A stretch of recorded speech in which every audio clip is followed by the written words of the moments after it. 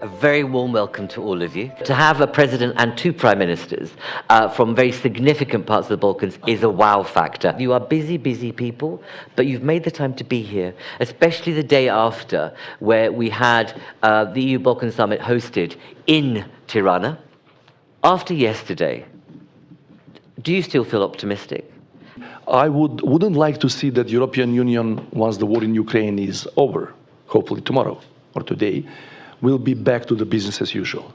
I wouldn't like to see that Western Balkans will enter again into the real focus of the European Union and of Brussels only when there is a big migration crisis or some big war on the continent. Thank you.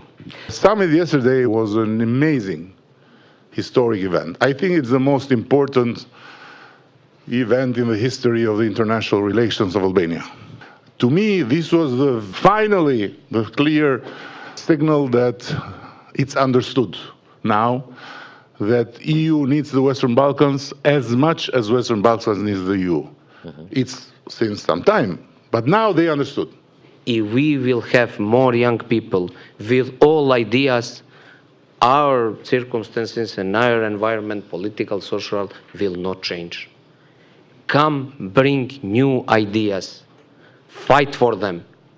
How we feel in Montenegro relation between Serbia and Kosovo and relation Bosnia and Herzegovina, about the situation between Serbia and Kosovo, dialogue. There is no alternative for dialogue. We didn't know each other before. I am the youngest one here. I didn't know these persons before.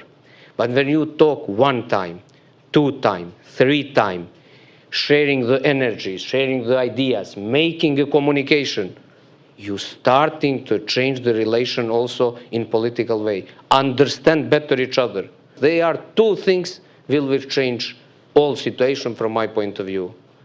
First is fighting against corruption. Less corruption, less nationalism. And second, mobility of the people.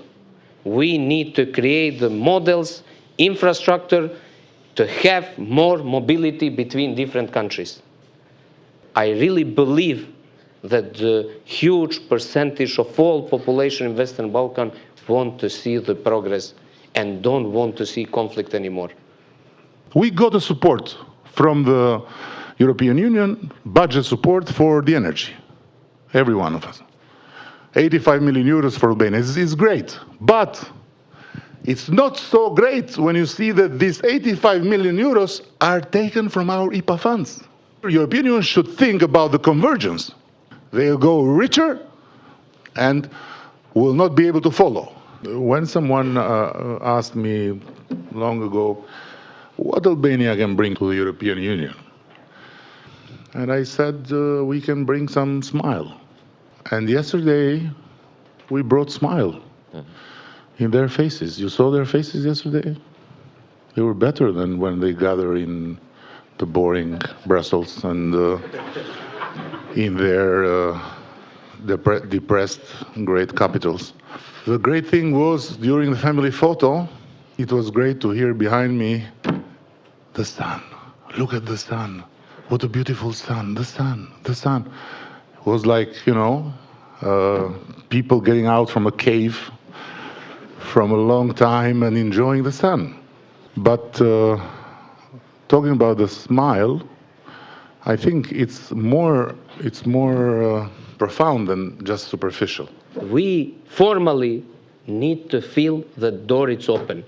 Okay, we cannot say it will be for 2 years or 3 years or 5 years, I don't know. But everybody wants to see that fight between Serbia and Kosovo will start. Or problems in Bosnia and Herzegovina, or problems in, I don't know, in Montenegro.